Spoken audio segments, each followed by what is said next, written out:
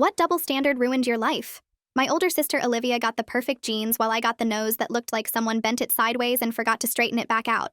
Every morning she'd stand in our shared bathroom doing her makeup telling me, "Too bad mom and dad will never let you fix that," she'd say, while contouring her already perfect nose. Olivia would take selfies with me and then crop me out because she said my nose ruined the aesthetic of her Instagram feed. She loved pointing out my nose to everyone like it was her personal comedy show that never got old. When her friends came over, she'd introduce me as her sister with the unique profile, and they'd all try not to stare, but I could see them looking. She'd buy me nasal strips for birthday presents and tell me these were to help straighten things out. At school, she pretended not to know me unless she needed homework help, and even then she'd make me stand at an angle so people couldn't see my profile while we talked. "You're actually pretty if people look at you straight on, so just never turn your head," she said, like she was doing me a favor with this advice. Olivia started dating this guy from her college who was studying to be a plastic surgeon, and she brought him home for dinner. She made sure to seat him right across from me so he could study my face the whole meal like I was a medical specimen. "My boyfriend says he could fix your nose in like 2 hours and make you look almost as pretty as me," Olivia announced while everyone was eating dessert. The boyfriend looked uncomfortable, but Olivia kept going about how he was practicing on computer models, and my nose would be perfect for his portfolio. My parents shut it down immediately, saying I was beautiful just how I was. But Olivia rolled her eyes and said they were basically guaranteeing I'd never get married, because guys notice faces first, and mine was unfortunately memorable for the wrong reasons. Olivia convinced our parents to let her throw a pool party for her 21st birthday at our house. She told me I could come, but only if I stayed in the pool where the water would distract from my face, and absolutely no photos because she was hiring a professional photographer. I watched from my bedroom window as she and her friends laughed about something on Olivia's phone. Turns out she'd posted a video on TikTok doing a glow-up transformation where she showed a picture of me labeled as the before and then herself as the after. "You should be happy because you're TikTok famous now, even if it's as the ugly sister," she said when I confronted her about using my photo without permission. But then Olivia was walking down the stairs while filming herself for another TikTok about her morning routine and talking about her perfect skincare. She was so focused on her phone screen that she missed the last 3 steps and went face first into the wooden banister at the bottom. The crack was so loud that Mom came running from the kitchen thinking someone had broken in through the front door. Olivia was screaming and blood was everywhere. The worst part, her nose was completely sideways, but not in the same way mine had always been. Bumpy and swollen and pointing in different directions like someone had broken it in 3 places and tried to piece it back together blindfolded. The doctor said it was the worst nasal fracture he'd seen, and she'd need major reconstruction if she ever wanted it to look normal again. Olivia spent the next week crying every time she saw her reflection and wearing huge sunglasses indoors. She couldn't post on social media because her followers kept commenting about what happened to her face and asking if the transformation video had been reversed. Her boyfriend stopped answering her calls after she sent him a selfie. She begged our parents for surgery, saying this was different because it was medical, not vanity, since she couldn't breathe properly through the breaks. They kept saying she needed to learn to love herself as she was just like they'd always told me about accepting my natural face. Our parents called us both into the living room for a family meeting about Olivia's situation. Mom was holding Olivia's hand while Dad stood behind them with his serious face that meant they'd made a decision. "We've been discussing Olivia's situation, and we've decided to let her get the reconstructive surgery," Mom said while Olivia started crying with relief. "Her nose is affecting her breathing and her mental health, so we're going to pay for the best surgeon to fix everything." I stood there feeling my crooked nose that had affected my mental health for 18 years, while they talked about finding Olivia the best surgeon in the state. "What about me then, since mine affects my mental health too?" I asked. Mom looked at me with genuine confusion and said, "But honey, you're not pretty enough for it to matter." My legs felt like jelly, and my stomach dropped like I was on a roller coaster that just went over the edge. Dad stared at his shoes like they were the most interesting thing in the world, while Olivia sobbed with relief into Mom's shoulder, clutching her hand like she'd just won the lottery. The room spun a little, and I had to grab the back of the couch to stay standing because those words kept bouncing around in my head like a pinball machine. Not pretty enough for it to matter. I opened my mouth to say something, but nothing came out. Just this weird choking sound that made Mom look at me with concern. Not for what she'd said, but like she thought I might throw up on her carpet. My hands started shaking, and I shoved them in my pockets so nobody would notice, while Olivia kept crying happy tears about finally getting her face fixed. I turned around and walked out of the living room without saying anything, because what was there to say after 18 years of being told to love myself just the way I was? My feet carried me up the stairs on autopilot, and I heard Mom call my name once, but she didn't follow. Probably too busy comforting Olivia about her 3-week-old injury. I got to my bedroom and turned the lock. Something I never did because Mom hated locked doors. But I didn't care anymore. My laptop sat on my desk and I grabbed it with hands that wouldn't stop shaking, typing "part-time jobs near me" into the search bar, because if they wouldn't help me, then I'd figure it out myself. The screen filled with listings for grocery stores and fast food places and retail shops, all paying minimum wage, but it was better than nothing. I bookmarked every single one, making a list in my notebook of application deadlines and requirements, while downstairs I could hear them talking about surgeon consultations. The next morning, my alarm went off at 6, and I stayed in bed until I heard Olivia's knock on my door, asking if she could borrow my concealer for her bruises. I told her no through the door, and listened to her stomp away, calling me selfish, which was so backwards I almost laughed but couldn't quite manage it. At the school, I walked straight to the counselor's office instead of first period because I needed to talk to someone who wasn't related to me. The secretary asked if I had an appointment, and I said no, but it was important. So she had me wait in the uncomfortable plastic chair for 20 minutes. Shreya Hendricks opened her door and waved me in with a warm smile that made me want to cry for some reason. She listened without interrupting while I told her everything, from the years of comments to the TikTok video to Mom's words last night, and when I finished, she handed me a tissue box. "Your feelings are completely valid," she said, and those 4 words meant more than any apology my family never gave me. Shreya pulled out a folder and started giving me pamphlets about setting boundaries with family and dealing with emotional neglect, suggesting I start documenting everything in a journal for my own records. She mentioned that lots of plastic surgeons offer payment plans and sliding scales, especially for cases that affect breathing or mental health, which gave me this tiny spark of hope in my chest. That afternoon, I sat at the library computer and filled out 5 job applications, 1 for the grocery store, 2 for different mall shops, 1 for a bookstore, and 1 for a coffee place. Each application asked about availability, and I checked every box for evenings and weekends because school came first, but money was a close second now. At dinner, Mom made spaghetti and asked why I was being so quiet and distant, like she genuinely didn't understand what had changed. I told her I was still processing her comment about not being pretty enough for my problems to matter, and she actually looked surprised that it had hurt me. Olivia complained that her nose hurt, and she couldn't breathe right through all the swelling and breaks, whining about how unfair it was to suffer like this. Part of me wanted to remind her how she'd mocked my breathing issues for years, how she'd bought me those nasal strips as a joke, but I just twirled my spaghetti and focused on chewing. Dad waited until Mom and Olivia went to look at surgeon websites to pull me aside in the kitchen while I was loading the dishwasher. He tried to explain that they couldn't afford 2 surgeries, that Olivia's medical bills were already going to max out their credit cards, that they had to make hard choices.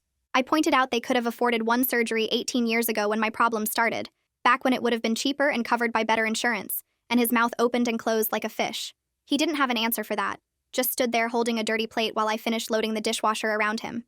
That night, I heard Olivia crying in the bathroom, these big ugly sobs about how disgusting she looked and how nobody would ever love her with a face like this. The irony of hearing her say the exact things I'd thought for years wasn't lost on me, but I didn't feel the satisfaction I thought I would, just this hollow emptiness. I grabbed my phone and searched for online bank accounts that didn't need parent signatures since I was already 18. The application only took 10 minutes to fill out on my laptop while everyone else was asleep. I set up automatic transfers of $5 a week from my regular account that Mom monitored. It wasn't much, but it was something I could control without anyone knowing about my plan. 3 days passed before I worked up the nerve to confront Olivia about that TikTok video. She was sitting on her bed scrolling through comments when I walked into her room without knocking. "You need to take down that video using my picture," I told her while standing in her doorway. She barely looked up from her phone and said her engagement would tank if she deleted content with over 2 million views. I reminded her she never asked permission to use my face as the ugly before example. She shrugged and said I should be grateful for the exposure even if people were laughing at me. That night, I sat at my computer taking screenshots of every frame that showed my face in her video. My hands were shaking as I filled out TikTok's privacy complaint form about unauthorized use of my image. Shreya had told me I had every right to control how my image was used online. I uploaded all the screenshots and wrote a detailed explanation about never giving consent for the video. The submit button felt huge on my screen, but I clicked it anyway and watched the confirmation message appear. My next meeting with Shreya was 2 days later during my free period at the school. She had me practice breathing exercises where I counted to 4 on the inhale and 6 on the exhale. We worked through a whole list of coping strategies for dealing with family stress and toxic relationships. She kept reminding me that my mental health struggles from my nose were just as valid as Olivia's new problems. I told her about the savings account, and she smiled like she was proud of me for taking control. She pulled out a folder full of information about different doctors who offered free consultations for reconstructive procedures. "Even if surgery is years away, understanding your options will help you feel less stuck," she explained while highlighting phone numbers. She circled 3 doctors who had sliding scale payment options and gave me the paper to keep. At the school the next morning, I noticed groups of kids looking at their phones and then glancing at me. Someone had shared Olivia's TikTok in our school's group chat with laughing emojis and comments about the transformation. I started taking the long way to all my classes to avoid walking past the popular kids' lockers. Lunch became a solo event in the library where I could eat without feeling everyone staring at my profile. The librarian never asked why I suddenly spent every lunch period reading in the back corner. That afternoon, I found Dad in the garage organizing his tools and asked him straight up about money. He put down his wrench and showed me the actual bills from Olivia's upcoming surgery on his phone. The numbers made my stomach drop because they were way higher than I'd imagined possible. We're already looking at a second mortgage just for her procedures," he admitted while scrolling through payment plans. I pointed out they could have fixed my nose years ago when insurance was better and costs were lower. He just stared at his toolbox without answering because we both knew I was right about that. 3 days later, the grocery store manager called to offer me the cashier position I'd applied for. My schedule would be Tuesday and Thursday evenings plus all day Saturday and Sunday, which worked around school. Training started that weekend, and I met Hattie, who was assigned to show me the register system.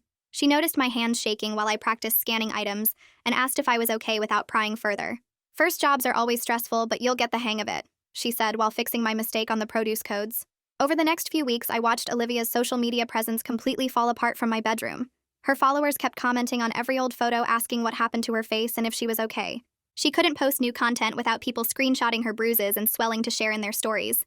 The comments section on her posts turned into discussions about karma and whether the accident was deserved. Despite everything she'd done to me, I felt this weird flicker of sympathy watching her whole identity crumble online. She'd built her entire self-worth on being the pretty sister, and now that was gone completely. But then my phone buzzed with an email from TikTok saying they'd reviewed my complaint and removed the video. Within minutes, Olivia was banging on my door screaming about how I'd ruined her best-performing content ever. "You're just jealous that people actually wanted to look at you for once even if they were laughing," she yelled through my door. I opened it and told her she was cruel for using me without permission for years of jokes. She called me pathetic and said I'd never be pretty no matter how much surgery I saved up for. The fight got so loud that Mom came upstairs threatening to take both our phones if we didn't stop immediately. My chest got tight and my hands started shaking while I stood there in the hallway. I could feel my heart pounding so hard it hurt, and the walls seemed to close in around me. I counted 5 things I could see like Shreya taught me during our sessions. The crack in the ceiling paint, Olivia's door handle, the family photo on the wall, Mom's slippers, the carpet stain from when I spilled juice years ago. Then I touched 4 things, running my fingers along the wall texture, my jeans, the door frame, my own arms. I listened for 3 sounds and heard the dishwasher running downstairs, cars passing outside, Dad's TV show in the living room. 2 smells came next, Mom's lavender candle and leftover dinner. 1 taste was just the mint gum I'd been chewing. My breathing slowed down and the tightness in my chest loosened up enough that I could walk to my room. The next day at work, I pulled up surgery websites on my phone during my break. One site showed prices starting at $8,000 for basic nose jobs, but going up to $15,000 for complex cases. Another site had payment plans where you could put down 20% and pay the rest over 2 years. I did the math on my phone calculator and figured if I saved half my paycheck every week, it would take me almost a year just for the down payment. Hattie walked by and saw me staring at my phone looking stressed, but didn't ask questions. During my next break, I scrolled through more sites and found some doctors offered free consultations to discuss options. One name kept coming up in reviews as the best for difficult cases, Dr. Edward Fairchild. His website said he specialized in complex reconstructions and had 30 years of experience. My fingers shook as I filled out the consultation request form using my saved birthday money, plus my first paycheck to cover the consultation fee. 3 days later, his office called back and I scheduled an appointment for the following Tuesday after school. When Tuesday came, I took 2 buses to get to his office in the fancy part of town. The waiting room had leather chairs and a water fountain with real plants everywhere. Dr. Fairchild was older with gray hair and glasses, and he studied my nose from different angles with this little light. He pulled up some computer program and showed me how the bones had grown crooked and what fixing them would involve. He explained they'd have to break and reset the bones, reshape the cartilage, and it would take at least 6 weeks to heal with bruising for months. Then he told me I should really wait until I was done growing anyway since I was only 18, and things could still shift. The surgery would cost $12,000 for my case because of how complex the correction would be. He gave me papers about payment plans and said to think about it carefully since it was major surgery with real risks. I was on the phone in my room scheduling a follow-up appointment when Olivia burst through my door without knocking. She heard me confirming the date with the receptionist and started screaming that I was trying to copy her and steal her surgery attention. Then she broke down crying and admitted she was scared her nose would never look the same even with the best surgeon. She said her followers would never come back and her whole life was ruined because of one stupid video. I didn't comfort her, but I also didn't say anything mean, even though part of me wanted to. Saturday after our shift, Hattie asked if I wanted to get coffee at the place next door. We sat there for an hour talking about normal stuff like which teachers were the worst and what movies we wanted to see. She told me about her older brother in college, and I talked about maybe studying business or marketing. Neither of us mentioned noses or surgery or family drama, and it felt so good to just be a regular teenager. My phone buzzed later with a DM from some random account saying they'd seen the TikTok drama and wanted dirt on Olivia to expose her. They offered to pay me for screenshots or stories about her being mean to other people. I deleted it without responding because even after everything, I wasn't going to be that person who tears someone down for revenge. Mom announced at dinner that we were starting a new rule about no phones during family time.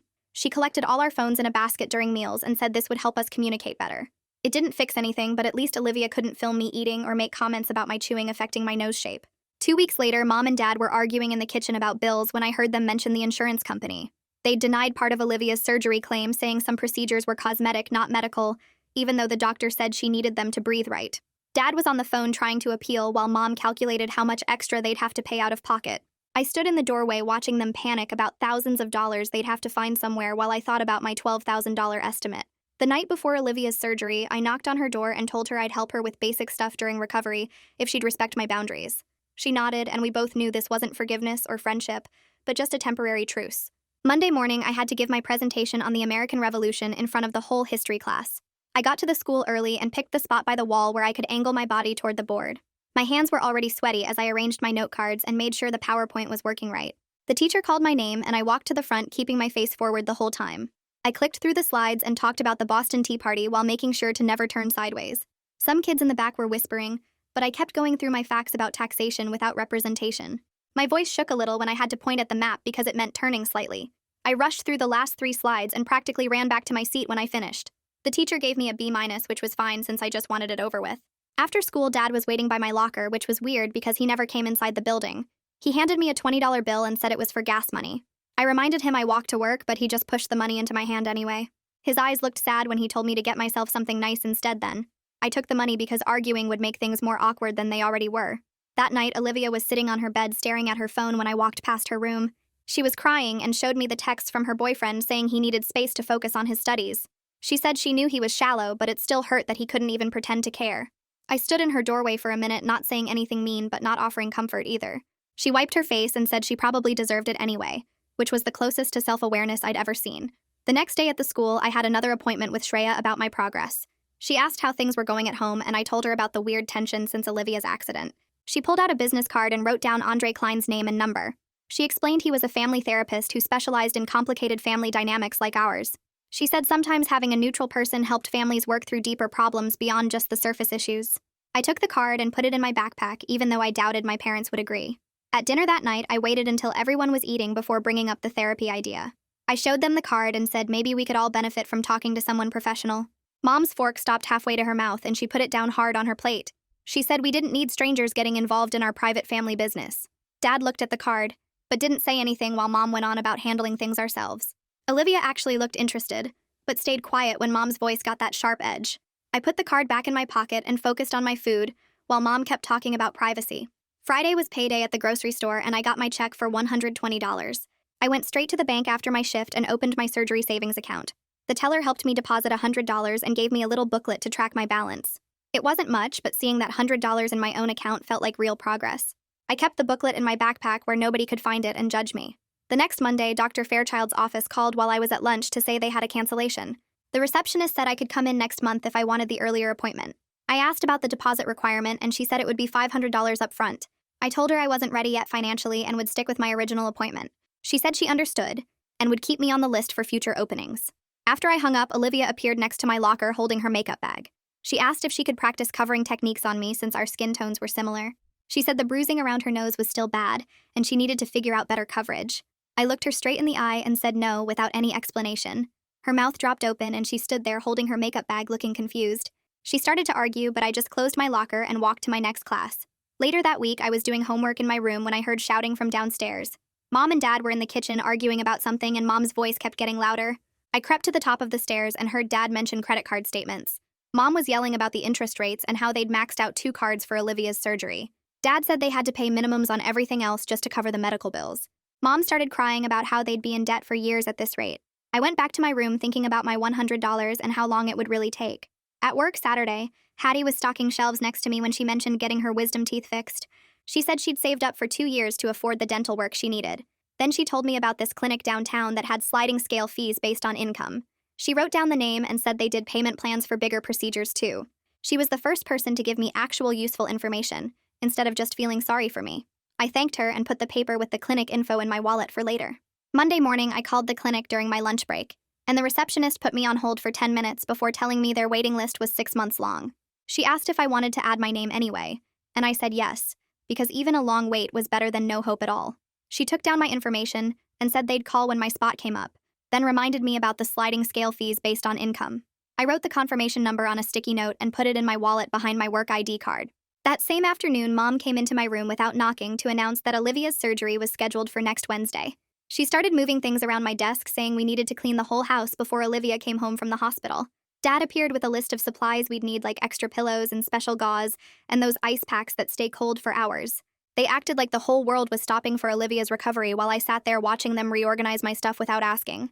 Mom said I'd need to help with Olivia's care since she'd be taking time off work and someone had to be home at all times. I told them I had work shifts already scheduled, but Mom just waved her hand saying family came first. The next few days turned into preparation chaos, with Mom buying special straws and soft foods and Dad setting up a recovery station in the living room. Olivia made lists of things she wanted from her room brought downstairs so she wouldn't have to climb stairs. She ordered me around like I was her personal assistant, asking me to find specific pajamas and charge all her devices. I kept my mouth shut and did the basic tasks while focusing on my work schedule that I absolutely wasn't going to change. Tuesday night before the surgery, Olivia knocked on my door holding a photo album from when we were kids. She sat on my bed and started flipping through pages of us at the beach and birthday parties and school events. We looked at pictures from before everything got so messed up, when we were just sisters who shared a room and fought over toys. Neither of us said anything, but the silence felt heavy with all the years of hurt between us. She stopped at a photo of us in matching Halloween costumes from when I was 6 and she was 8. We'd been witches with pointy hats, and she'd insisted on doing my makeup to match hers. Back then, she'd held my hand while we went door to door and shared her candy when I dropped my bag in a puddle. She closed the album and left without saying goodnight, but I saw her wipe her eyes in the hallway.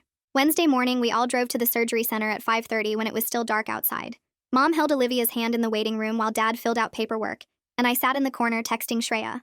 I told her how numb I felt watching my family rally around Olivia, while my own needs stayed was ignored. Shreya texted back that complicated feelings about complicated situations were completely normal, and I didn't have to feel guilty about not being more supportive. She reminded me that setting boundaries wasn't being mean, it was being healthy. The nurse called Olivia back and Mom went with her while Dad and I stayed in the waiting room. He bought me a coffee from the vending machine, and we sat there not talking while other families came and went. 3 hours later, the doctor came out to say everything went well, and Olivia was in recovery. Mom started crying with relief while Dad shook the doctor's hand over and over. They let us see her an hour later, and her whole face was wrapped in bandages with just her eyes and mouth showing. She looked small and scared lying in that hospital bed with tubes and monitors beeping around her. The next 2 weeks were brutal, with Olivia crying from pain and frustration every few hours. I helped change her bandages twice a day because Mom's hands shook too much to do it properly. The bruising spread across her whole face, turning purple and yellow and green in waves. I wasn't cruel about helping her, but I wasn't extra nice either, just basically decent, like I'd help any hurt person. She couldn't eat solid food and lost weight quickly, which made Mom panic about her recovery. I made her smoothies and brought her ice packs on schedule without adding commentary about karma or justice. One afternoon, Mom broke down crying in the kitchen while making Olivia's antibiotics schedule. She said she knew she'd said something awful to me and she couldn't take it back, but she was sorry for how it came out. She didn't actually apologize for the meaning, just for the delivery, but her voice cracked when she asked again about trying family therapy. She said maybe having someone neutral could help us all communicate better, and she'd been looking at therapists our insurance covered. I gave her Andre Klein's card that I'd been carrying for weeks, and she actually called him right there in the kitchen. She scheduled our first appointment for the following Tuesday, and promised we'd all go with open minds. That first session with Andre was awkward, with all 4 of us crammed into his small office with its beige walls and box of tissues on every surface. He had us go around and each say why we thought we were there without anyone interrupting. Mom talked about wanting to heal our family. Dad talked about supporting everyone. Olivia talked about feeling vulnerable for the first time. When it was my turn, I talked about 18 years of being told my face didn't matter while watching them move mountains for Olivia's. Andre set ground rules about respectful communication and active listening, and no interrupting or dismissing anyone's feelings. He said everyone's pain was valid even if it showed up differently, and we needed to learn to hold space for each other. At the end, he gave us homework to go 1 whole week without making any comments about appearance, positive or negative. Mom immediately said that would be hard because she liked complimenting people, but Andre said that was exactly the point. We had to learn to connect without using looks as the foundation for every interaction. The first few days were harder than expected, with everyone catching themselves mid-sentence about to comment on something appearance-related. Dad slipped up on day 3 when he told Olivia her swelling was looking better, but caught himself and changed the subject to how she was feeling instead. It was a tiny improvement, but it was something. This awareness of how much we focused on faces. Andre asked about social media at our second session, and Olivia got defensive about her right to post what she wanted. He asked her to consider how using my image without consent had affected our relationship, and if keeping those posts was worth the damage. She argued that they were old posts that nobody looked at anymore, but Andre kept pushing her to think about impact versus intent. Finally, she pulled out her phone and started deleting every post that had my photo in it. Her fingers moved fast across the screen, removing years of content where she'd used me as a joke or comparison. I felt relief mixed with lingering distrust, because she was only doing it because the therapist pushed, not because she understood why it hurt. 3 days later, I sat in Dr. Fairchild's office while he pulled up spreadsheets on his computer. He showed me payment plans that broke the surgery cost into monthly chunks over 12 months. The numbers weren't as scary when he explained how I could combine my work savings with the clinic's payment assistance program. He printed out the papers and highlighted the important parts, telling me to think about it and come back when I was ready. That weekend, Hattie texted asking if I wanted to help with the library's Saturday reading program since they needed volunteers. I showed up and discovered I was actually good at organizing the craft activities and keeping the kids focused on their projects. The librarian asked if I could come back next week, because the kids loved how I helped them make paper butterflies. Every Saturday after that, I spent 3 hours at the library teaching crafts and reading stories to kids who didn't care what my nose looked like. They just wanted me to help them glue googly eyes on their construction paper monsters or read them books about dragons. Hattie worked the desk while I ran the activities, and we'd grab coffee afterward to decompress from the chaos of 20 kindergartners. One evening, Dad knocked on my bedroom door holding an envelope with my name written on it. Inside was a bank statement for a new savings account he'd opened with $50 already deposited. He said he'd add 50 more every month without telling Mom, and the look on his face told me not to argue about it. The next morning, Mom asked if I wanted to come shopping for Olivia's scar cream and bandages. I went along carefully, watching her pick through the pharmacy shelves while avoiding eye contact with me. She asked about my job and the library volunteering, and even though it felt forced, she was trying. At checkout, she slipped a bottle of nice face wash into my basket and paid for it without saying anything. Later that week, I saw Olivia typing on her laptop for over an hour before posting something on Instagram. She'd written this long thing about respecting people's privacy and not sharing photos without permission. The post was still mostly about her own growth journey, but she actually followed through on the message. She even tagged some organization about digital consent and made it her pinned post. During our next family therapy session, Andre asked what changes we'd noticed in ourselves. When it was my turn, I mentioned signing up for individual sessions with Shreya to work on my own stuff separate from family issues. Mom looked surprised, but Andre said it showed I was taking my mental health seriously. After the session, I scheduled my first solo appointment with Shreya for the following week. She helped me realize my worth wasn't tied to any surgery, but that wanting to fix my nose was still valid. We worked on building my confidence through things I could control, like my library work and saving goals. 2 months passed, and the clinic called to say my waiting list number had dropped to 98. My savings account showed $512 between my paychecks and Dad's contributions. I celebrated by buying new glasses that actually fit my face properly and made me feel put together for once. The frames were simple black rectangles, but they were mine, and I'd chosen them myself without anyone's input. At work, Hattie complimented them and said they made me look professional, which felt better than any appearance compliment I'd gotten before. Olivia started treating me like an actual person instead of a prop for her content. She'd knock before entering my room and ask before borrowing my stuff instead of just taking it. These were basic things, but for us they were huge improvements from where we'd started. Dad kept making his deposits every month and even increased it to $75 when he got some overtime at work. Mom started including me in regular conversations about school and future plans without bringing up appearance at all. 6 months after that first therapy session, our family had settled into a new normal. We went to Andre's office once a month for maintenance sessions where we practiced our communication skills. Olivia had deleted all her old mean content and kept her posts focused on her own life without using me for comparison. My parents had contributed almost $600 to my surgery fund between them, even if Mom pretended not to know about Dad's account. I had a real friendship with Hattie, who invited me to movies and her apartment for game nights with her other friends. My library kids made me cards for my birthday that said things like, "Miss Helper is the best," with crooked drawings of butterflies. The clinic waiting list showed I'd probably get my consultation within the year, and Dr. Fairchild's payment plan meant I could actually afford it when the time came. None of us were perfect, and we still had bad days where old patterns tried to creep back in. But I finally believed I deserved the same care and consideration my sister got, whether that meant surgery or just basic respect. Thanks for exploring all these questions with me today. It's been a pretty curious little journey to share together. Until next time, take care. Subscribe for more content like this.